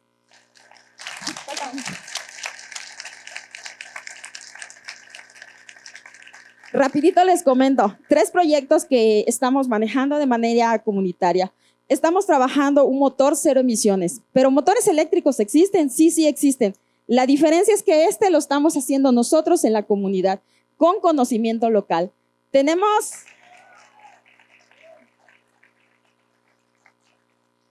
jaulas de maricultura donde estamos colaborando con la UNAM de Cisal. Ellos, pues obviamente nos dan los alevines y nosotros nos encargamos de la engorda. Estos son proyectos de experimento para ellos. A nosotros nos sirven para descargar la pesca y al mismo tiempo fomentar el turismo. Hay muchas personas que quieren ir a darles de comer o algo así y para nosotros nos genera un ingreso, ya que todo lo que hacemos pues nos cuesta. Y tenemos la implementación de arrecifes artificiales que con apoyo de COVID y áreas naturales protegidas se logró implementar. Ahí buscamos que sea un museo acuático como hay en Cancún. Y ¿por qué no? Dicen, soñar se vale, ahí estamos, lo estamos comenzando, esperamos esto se pueda lograr y es todo para la procuración de fondos. Todo esto lo hemos constituido con nuestros aliados. Desde la parte del gobierno trabaja el ayuntamiento, CEPASI, CONAN, CONAPESCA. Desde la parte de las universidades, la Universidad Marista y la UNAM. E investigadores tenemos al IMIPAS, tenemos al CIMBESTAP, y con las organizaciones ONGs tenemos al Sistema de Acción por el Cambio Climático, a COBI, a Alianza, al PPD, EDF, WILDAID y CDPESCA. Esos son nuestros aliados que trabajan con nosotros. Muchas gracias, Esther. Bueno, sí, es una experiencia muy buena. Yo agradezco mucho que COVID te ha traído porque es la voz de las comunidades los que nos da más la oportunidad. Entonces, muchísimas gracias por eso. Así tenemos más diversidad. Y sobre todo que sea voz de las mujeres, porque ahí en Celestú pues están muy presentes, eso está muy padre la experiencia. ¿Cómo vamos de tiempo, Amalia? Porque todavía ya nos están cortando. Híjole, pero bueno, y después cerramos con las preguntas. Sí.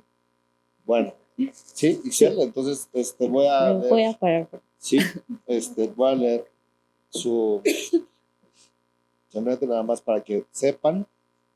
Bueno, nos conocemos desde la Facultad de Ciencias, pero es líder en el programa de océanos de WWF, donde dirige la creación de proyectos para la conservación marina, reducción de la huella humana en los océanos. Con más de 15 años de experiencia, ha trabajado en la Secretaría de Medio Ambiente y Recursos Naturales y ha concentrado su labor en regiones costeras desde 2012 en roles como subdelegada de Planeación y Fomento Sectorial en Semarnat, ¿cierto? Baja California Sur, directora ejecutiva de Red de Turismo Sustentable y Desarrollo Social AC y asesora en la Cooperación Alemana de Desarrollo Sustentable GIZ. Además es consejera de la Fundación de Letras Itinerantes y fue cofundadora de grupos sociales como Wikipolítica en Baja California Sur, Alhuatas Feministas y mentora del programa Chin and Pairs para mujeres líderes de sustentabilidad. Es bióloga con posgrado en Economía Ambiental y Ecológica por la UNAM y posee diplomados en Design Thinking e Innovación, Fortalecimiento de Capacidades Directivas de OCC y Género y Territorio, ¿cierto? Sí, gracias. Ya ha dado sus TED Talks y todo lo demás. Entonces aquí lo tenemos. Gracias, bien. Bueno, pues después de escuchar a todas y todos, a mí me toca cerrar y creo que es una labor dura, porque han sido pláticas muy interesantes, pero justo este tema engloba muchos de los temas que ya hemos ido escuchando, que es acerca de la cogestión pesquera. Y para empezar, pues ya hemos escuchado, la pesca es muy importante y la pesca no necesariamente está peleada con la conservación. ¿Cuántos de aquí, levanten la mano, no consumen productos del mar y compran su pescadito, sus camarones, el ceviche? Por favor, levanten la mano quien ha consumido. Los que sí, los que sí. Y bueno, o sea, y lo disfrutamos y nos encanta estos alimentos, aunque vivimos lejos, muy lejos del mar, muchos de nosotros. Y la pesca es mucho más que un oficio. La pesca, y no me dejará mentir Esther, pero la pesca es identidad y es cultura en las comunidades costeras. Es importante también porque es una fuente de proteína y ayuda a la seguridad alimentaria para millones de personas que habitamos este planeta. Y además sostiene economías locales, empleos directos e indirectos y representa tradición, conocimiento ecológico y arraigo territorial. Ya hemos visto varios casos en donde nos han hablado de cómo las comunidades pesqueras ya tenían información que después la ciencia corroboró, o que ellas mismas están identificando dónde son sus zonas de pesca, cómo esto se contrapone con algunas zonas de conservación. Entonces tienen mucho conocimiento del cual todas y todos debemos aprender. Y más de 2 millones de personas dependen directa o indirectamente de la pesca en México. Ya vimos el mapa en donde es una zona enorme, que es una zona costera, que tenemos como país y en la cual una de las principales actividades que se realiza pues es la pesca, ¿no? Es desde hace muchos, muchos años. Entonces, pues, pero la pesca y los ecosistemas también están relacionados y ya también lo vimos con la presentación de Renata, de Oceana. La pesca depende de manglares, depende de arrecifes, depende de pastos marinos, de humedales, de los ecosistemas que tenemos ahí y que tenemos que cuidar. Y la salud de estos ecosistemas está relacionada con la abundancia y la calidad de los recursos pesqueros. Y esto lo sabemos, pero ya vimos, también lo saben las comunidades pesqueras y por eso comunidades como Celestún han dicho sí a zonas de refugio pesquero y a áreas naturales protegidas. Y ellos han dicho sí porque también son guardianes naturales, porque el bienestar de sus comunidades y su bienestar están ligados a los ecosistemas. Por ejemplo, los manglares, que es uno de los ecosistemas con el que estamos trabajando y que está dentro de la Estrategia Nacional de Restauración, actúan como criaderos de especies comerciales y al reducir su pérdida también estamos reduciendo la pesca. Entonces, las áreas naturales protegidas, por supuesto, no son barreras para la pesca, son aliadas para la pesca. Muchas comunidades hacen uso de las áreas naturales protegidas o viven en esas áreas naturales protegidas para llevar a cabo sus actividades pesqueras. Estas áreas naturales protegidas generan beneficios ambientales, por ejemplo, pues ya veíamos, son sitios de criadero de muchas de estas especies comerciales, pero también tienen beneficios sociales y económicos. Y bueno, integrar la pesca dentro de las áreas naturales protegidas permite armonizar conservación y aprovechamiento, pero por otro lado, las áreas naturales protegidas no son una burbuja, no están ya decreté mi área natural protegida y entonces aquí se queda ya y conservamos y todo es felicidad. No es así. Ya vimos que están conectadas, ya vimos que, por ejemplo, aunque Celestún no es una comunidad que está dentro del área natural protegida Arrecifes Alacranes, pues tiene esta relación con esta zona, ¿no? Y también sabemos que las zonas que están alrededor de las áreas naturales protegidas, pues no es que las especies no se muevan y ya, bueno, ya decretaron el ANP, aquí me quedo. No, o sea, ellas migran, se mueven y entonces todo está conectado. Las áreas naturales protegidas son territorios que están vivos y están conectados. Y por eso el modelo de cogestión pesquera es bien importante. ¿Qué significa esto de cogestión pesquera? Pues es equilibrar, por un lado lo que busca es equilibrar las necesidades sociales y el bienestar humano con la salud ecológica de los ecosistemas marinos.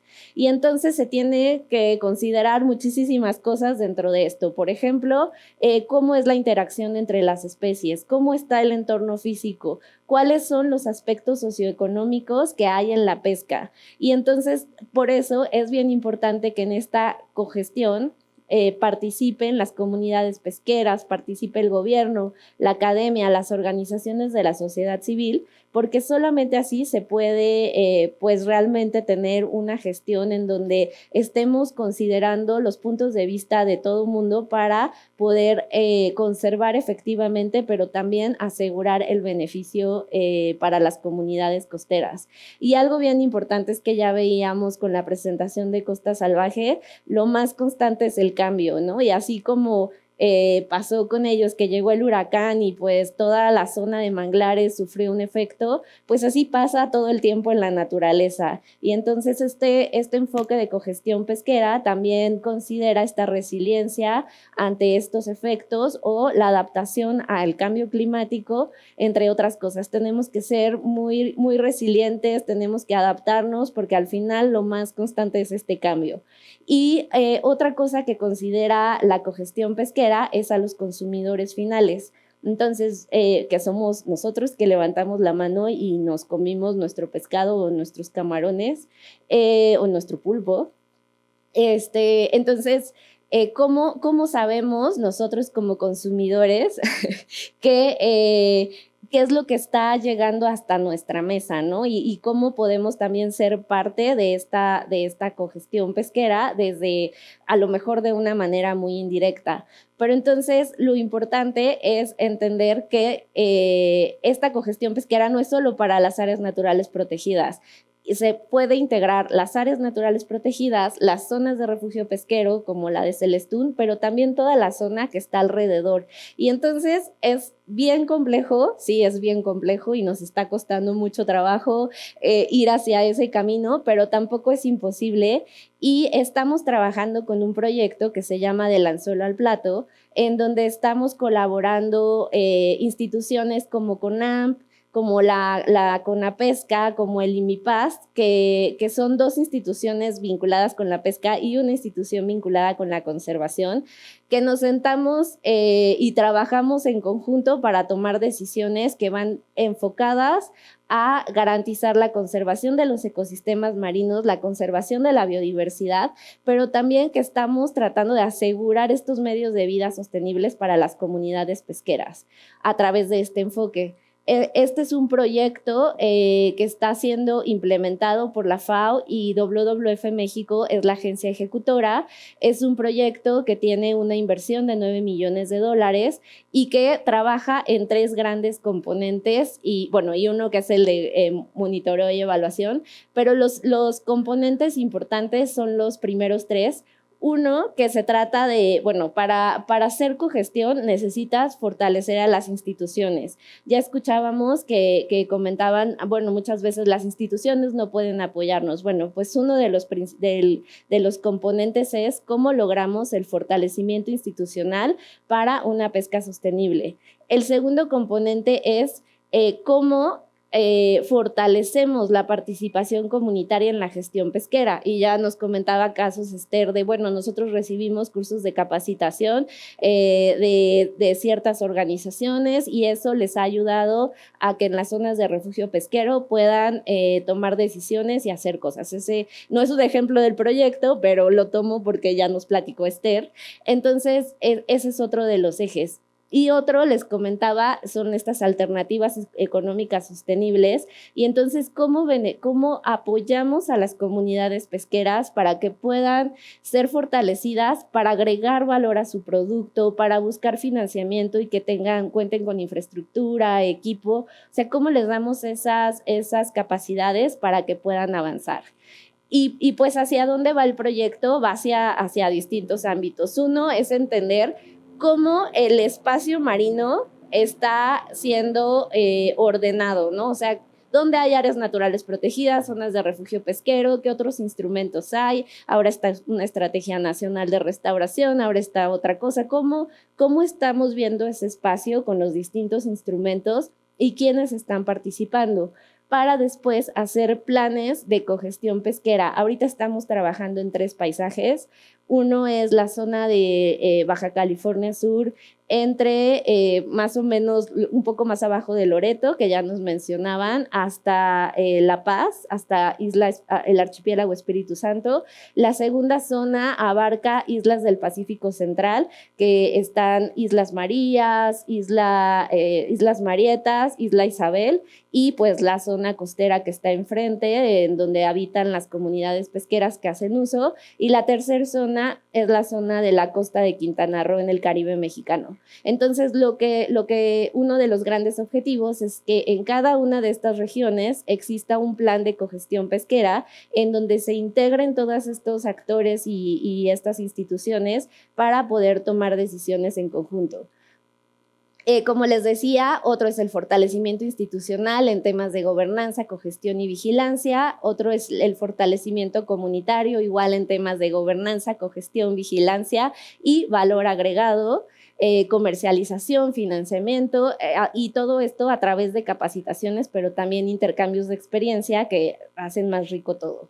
La otra es, como les comentaba, infraestructura y equipos, y finalmente el acceso a información. Ya nos comentaba Sara que el acceso a información y el uso de tecnología es bien importante, por ejemplo, para vigilancia, pero también para nosotros como consumidores, saber de dónde viene nuestro alimento. Pues estamos implementando con CONAPESCA un sistema de trazabilidad en donde va a ser posible, un sistema de trazabilidad y un sistema de información pesquera en donde se puedan comunicar CONAMP y MIPAS, CONAPESCA, pero que al final toda esa información ayude a las comunidades pesqueras, nos ayude a nosotros como consumidores para entender cómo se está moviendo la pesca y disminuir la pesca ilegal, la sobrepesca y todos los problemas que ya nos contaron. Y pues bueno, ese es el proyecto en general y pues muchas gracias por su atención. Gracias. Como vieron, los temas dan para hablar mucho más y obviamente hay muchas organizaciones que de hecho no están presentes que nos pidieron que pudiéramos estar. Entonces yo creo que lo que nos permite esto es que tener una plataforma para volver a hacer algo más largo y demás. Pero no nos podemos ir sin democratizar el espacio y además de todavía querían hacer la pregunta, ya no. ¿Sí? ¿Habías dicho antes? Sí. Y también el comisionado quiere hacer una pregunta, entonces no vamos a dejarles la palabra. Entonces primero Kobe. Buenos días y muchas gracias por las presentaciones muy ilustrativas. Realmente es muy bonito ver la evolución de las alianzas y cómo todos dentro de nuestro espacio podemos colaborar y contribuir. Sí me gustaría ver un poquito más de espacios la CONAPESCA. Creo que hay que reforzar en nuestras áreas de mares y costas. Creo que es importante nutrir. Y hablando de esos vínculos, se hizo mención de la CONABIO. Mucho del trabajo que hacemos varios y contribuimos a estas plataformas de datos de bases va a desaparecer. ¿Cómo envisionan o dónde va a migrar toda la información que es requerida para hacer todos estos planes y continuar manejando? Gracias. Gracias. Entonces no fue pregunta, fue como comentario. Ok. ¿Alguien quiere? Creo que para Cristian. Sí, Nada más para Sí. que vayan pensando. Queremos una frase de cierre después de la pregunta, para que vayan pensando, como dice en inglés, el take home message. ¿Qué les gustaría que se llevara al público con una frase al final? Nada más para que lo vayan pensando. Bueno, sí, muy breve. Honestamente, yo desconocía la afirmación que acabas de hacer de que la plataforma de Conavio va a desaparecer. Más bien, en la comunicación que nosotros hemos tenido con Conavio, estamos viendo el cómo fortalecer esa plataforma y cómo seguir fortaleciendo a la Conavio. Insisto, es una institución que tenemos que sentirnos orgullosos como mexicanos. No la tiene cualquier país y entonces, en ese sentido creo que vale la pena seguirle apostando a la Conavio y a las herramientas que han diseñado la Conavio para el monitoreo y el seguimiento a los ecosistemas que tenemos en México. Sí. ¿Alguien quiere complementar esa pregunta o pasamos a la pregunta del comisionado? Pedro, desde el micrófono por ahí. Sí, ¿se escucha? Sí. Gracias por las presentaciones y me encanta el escenario de mujeres metidas en el tema marino costero. De hecho, no estaba Margarita. Porque Margarita estaba Margarita, yo iba a ser el único hombre un poco usas y ambientalistas y biólogos científicos, es padrísimo eso. Madrísimo. Sí. Me inquietó mucho la pregunta de Lidia, porque me pareció, no la respondimos. Es decir, una cosa que es evidente que falta mucho más colaboración entre el sector ambiental y los sectores, ¿no? Me parece que ahí hay un tema pendiente, aunque hemos hecho esfuerzos muy importantes, como hace muchos años, del vínculo con la CONAPESCA. Por ejemplo, hace 15 años que no había un vínculo, ni un acuerdo entre la CONAPESCA y la CONAM. Y hoy estamos teniendo mucha interacción, pero también con el sector marino surge acercarnos más. Entonces me parece que, y por supuesto con la CONAGUA, ¿no? Es como nuestro hermano mayor, entonces por supuesto, pero me parece que el trabajo que tenemos que hacer con la CONAGUA y es en todas las áreas, debe ser mucho más profundo. Me parece que hay un vacío que tenemos que hacer responsables de que funcione. Mi pregunta es para Sofía y para Ixel. Sobre, para ti en particular, quisiera tu opinión, porque cuando vi el mapa que mostraste, las áreas protegidas cerca de San Loreto, ya ves que hay una gran polémica que hacer en las costas subcalifornianas. He escuchado muchas opiniones. Todo el mundo está de acuerdo, o mucha gente está de acuerdo, en que hay que favorecer más la pesca ribereña, y que la pesca industrial, la pesca de arrastre, la pesca de las grandes empresas está acabando con la pesca de los pobres. Y en un lance se lleva la ganancia de una comunidad de un año. Y por otro lado, veo muchos esfuerzos de comunidades pesqueras o de registros sociales que están haciendo cientos de cosas como las que vi ahora. Entonces nosotros como la CONAM estamos convencidos que hay que crear un esquema de conservación y manejo de las regiones ribereñas de todo California, por supuesto, pero en particular del sur californiano. Y he escuchado muchas polémicas en torno a la propuesta de Dos Mares, que fue hecha por un grupo de ONGs, otras no lo quieren. Entonces lo que hemos decidido en la semana en su conjunto, a la secretaria, los secretarios y un servidor, es como abrir una discusión abierta y estamos inclinando por un esquema como de corredores que incluyan la protección de todas las cosas que ya existen, ¿no? Pero debo decirte que sigo dudando de toda la polémica generada, que parece más de élites, entre redes ONGs, de diferentes grupos, y yo quisiera saber más qué opinan los pescadores y pescadoras, ¿no? Entonces me gustaría, si puede decirle alguna opinión sobre ello. Y para ti, Ixel, pues lo que me gusta mucho del trabajo que hacen ustedes es, por supuesto, es cómo buscamos acercar más el trabajo con los pescadores. Está en revisión de la pesca. Yo les diría, y le he dicho yo a Marijose, que la verdad mi gran preocupación es la vaquita, ¿no? Y la totuaba. Entonces, ¿cómo hacer más esfuerzos con una especie que está en grave peligro de extinción? Entonces, que reseñemos el proyecto nacional de la pesca, porque hay muchos problemas, pero ese es para mí el más crucial. Y no solo por lo que está representando el riesgo para la vaquita o la caza de la totuaba, la pesca ilegal de la totuaba, sino lo que puede implicar en términos internacionales, con CITES, con la Unión de la Naturaleza, UCN, que nos puede impactar mucho en toda la pesca nacional por una tan delicada. Y por supuesto va el saguaro de por medio. Y si yo fuera de la ONG le estuviera preguntando, ¿y qué piensa en saguaro, no? pues no lo hicieron. Y esa es un gran problema que tenemos. Es un gran desarrollo industrial, con nuevos riesgos que puede tener para México, y es mi responsabilidad decirle porque nos preocupa muchísimo. Y quisiera saber su opinión sobre ello, porque eso tiene que ver con la pesca, en la que estamos ahorita todos involucrados. Gracias. Bueno, es un tema bastante polémico, el tema de dos mares, sin duda.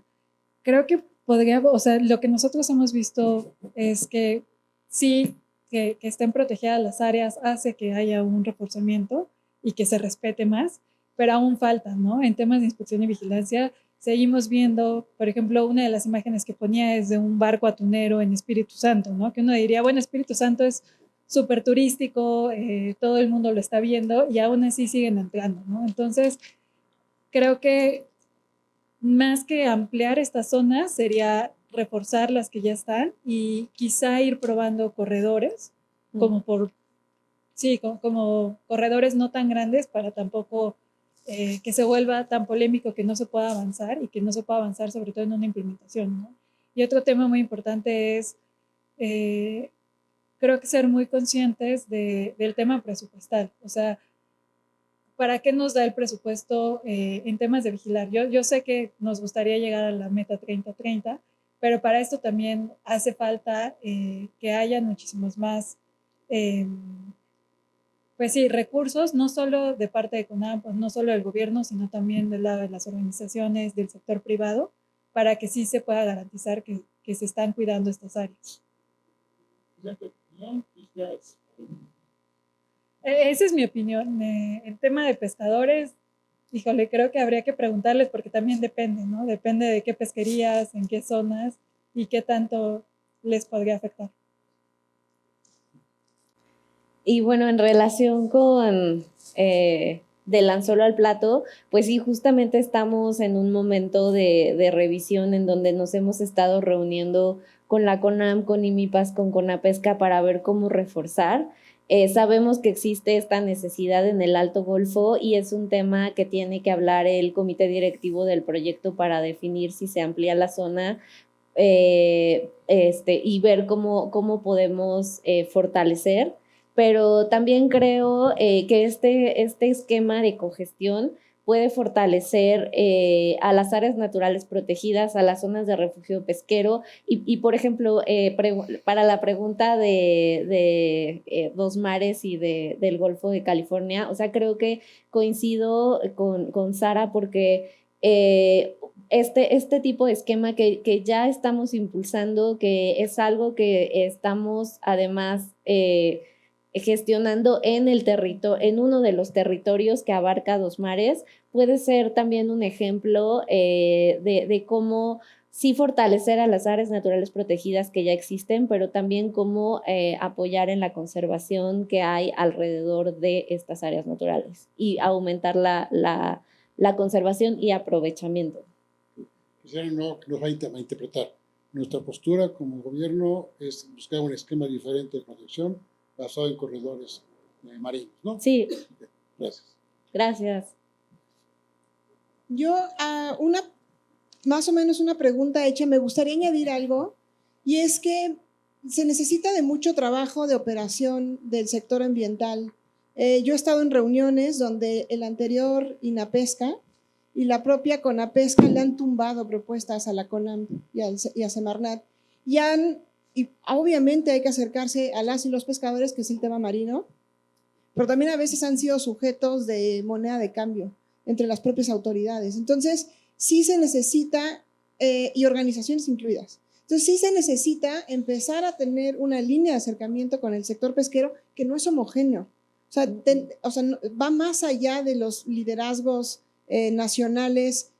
Hay más de un 50% de personas del sector pesquero que no están siendo representadas en el ámbito nacional. Hay que llegar, acercarse, operar, trabajar con ellas y ellos, ver dónde están sus necesidades y pensar en esquemas de conservación donde ya haya que sumar a la CONAPESCA. La CONAPESCA estuvo ausente en la administración anterior, ya hay que empezarla a sumar y a tener estas conversaciones, y las propias organizaciones. El esquema de trazabilidad se había trabajado a inicios de la administración anterior, había un diseño, ahí armado completamente, estaba a un paso, pero se quedó parado en un escritorio. Entonces, se necesita empezar a transversalizar, ahora sí como, pues perdernos un poquito entre todas y todos, perdernos el asco y sentarnos y negociar, pero saber que no va a ser bonito. O sea, también de pronto pensamos que va a ser la aldea de los pitufos, no va a ser así, si es así es que es falso. Cuando alguien va y todo el mundo va muy de la mano, ahí hay un problema,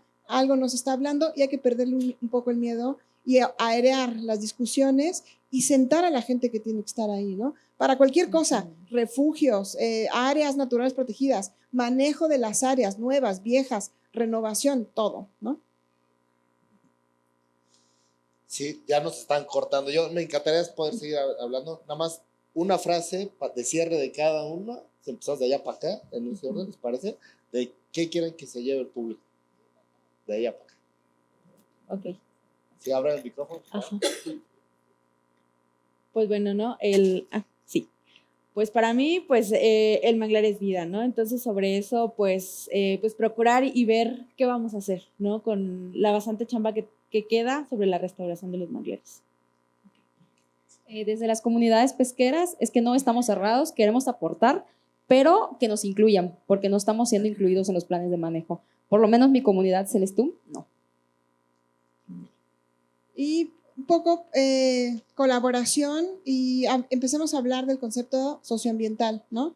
La inclusión de ambas cosas van completamente de la mano. Sí.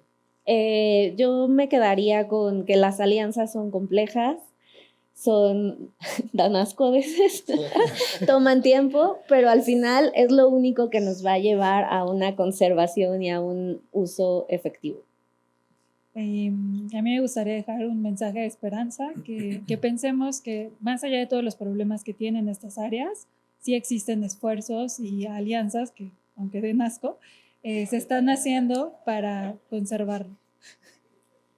Y bueno, yo resaltar que se está haciendo un esfuerzo monumental para que exista una mayor cooperación y coordinación interinstitucional, como no había ocurrido en anteriores administraciones, y esto es en beneficio de nuestras comunidades pesqueras de México. Muchas gracias.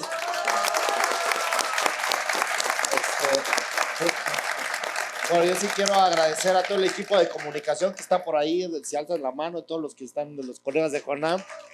Gracias por darnos el espacio. Gracias, el comisionado y todos los demás que nos están dando a los mares un poco más de visibilidad. Y me quedo con piérdanos el asco a los que somos azules y no solo verdes. Muchas gracias a todos por venir. Una foto, ¿sí?